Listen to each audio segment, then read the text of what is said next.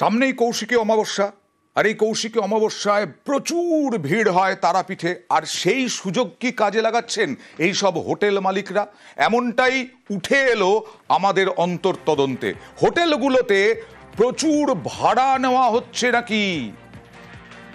22 তারিখ রুম ফাঁকা আছে, দুজন। কদিন থাকবেন? একদিন থাকবে। এসি কত ভাড়া? একদিনে 9,000 প্যাকেজ নিয়ে গেলে স্যার। প্যাকেজ তো বলছি না আপনাকে, একদিনে ভাড়া কম হবে না? কম হবে। 22 তারিখ তিনজন আছে। এসি কত পড়বে? 10,000। AC 10,000, non AC 6,000। 3 দিনে ভাড়া দেবেন? 3 দিন থাকলে একদিন থাকলে কম হবে না তো? 10,000 এসি। 3 দিন থাকলেও 10,000, একদিন থাকলেও 10,000। মানে আমি বলছি যে এটা কোনো কারচুপি বা কারসাজি হোটেল মালিকদের অক্ষয়? এর কি কোনো নিয়ম আছে, আইন আছে যে এত ভাড়া নেওয়া যায় না?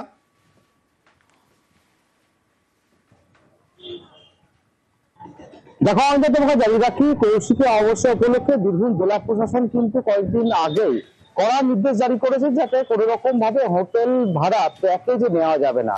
3 দিনের প্যাকেজে হোটেল ভাড়া নিলে সেই ভাড়া বেড়ে যাচ্ছে, সেই কারণে সেই নির্দেশ দেওয়া হয়েছে।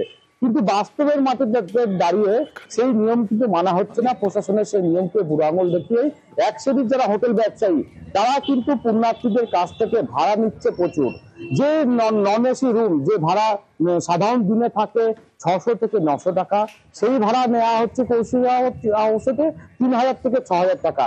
যে এসি ঘরগুলি সাধারণ দিনে ভাড়া থাকে প্রায় 1,000 থেকে 1,500 বা 2,000 টাকা, সেটি এই মুহূর্তে নেওয়া হচ্ছে প্রায় 7,000, 8,000, 10,000 বা 15,000 টাকা। এখানে প্রশ্ন হচ্ছে, কিন্তু কোনো ব্যবস্থা পদক্ষেপ কি নিতে পারে প্রশাসন? সংক্ষেপে জানতে চাইবো। কোনো রকম প্যাকেজ দেওয়া যাবে না। প্রশাসনের তরফ থেকে দাবি করা হচ্ছে যে অভিযোগ এলে তারা ব্যবস্থা গ্রহণ করবে, কিন্তু এখানেই ঠিক প্রশ্ন, অভিযোগ করবে কে? যারা পুণ্যার্থী যারা আসেন তারাপীঠে, তারা তো তাদের পক্ষে অভিযোগ সেভাবে করা সম্ভব হয়ে ওঠে না। অভিযোগ করবে কে সেটাও একটা বড় বিষয়। এখন এই খবর দেখে যদি প্রশাসন পদক্ষেপ করতে চায়, করতে পারে। এই ব্যাপারটা আমরা অনেকবার ক্লিয়ার করে দিয়েছি এবং অনেকবার আমরা ওয়ার্নিংও দিয়ে দিয়েছি যে এরকম যেন অভিযোগটা না আসে। গেস্টের চয়েসের মতন যদিন গেস্ট থাকতে চাইবে তদিনই আমরা বুকিংটা করব, এবং আমাদের সব হোটেলেরই রেট চার্ট ফিক্স করে দেওয়া হয়েছে। যদি আমাদের অফিসে কোনো রকম অভিযোগ আসে তখন কিন্তু আমরা খুব কড়া স্টেপ নেব। কৌশিকী অমাবস্যা উপলক্ষে কোনো প্যাকেজ সিস্টেম চলবে না, এবং পরিষ্কারভাবে বলে দেওয়া হয়েছে একদিনের জন্য যদি কেউ ভাড়া চাই তাহলে সেই ভাড়া তাকে দিতে হবে। এবং হোটেল অ্যাসোসিয়েশনকেও বলা হয়েছে আপনারা একটা হেল্প ডেস্ক করুন, সেই হেল্প ডেস্কের মাধ্যমে যে যাত্রীরা ঘর পাবে না তাদের কোন জায়গায় ঘর পেতে পারে তার সেভাবে সাহায্য করুন। আপনারা যদি সে ধরনের সুনির্দিষ্ট কোনো অভিযোগ থাকে যদি আমাদেরকে জানানো হয়, আমি হোটেল অ্যাসোসিয়েশনের সঙ্গে কথা বলবো।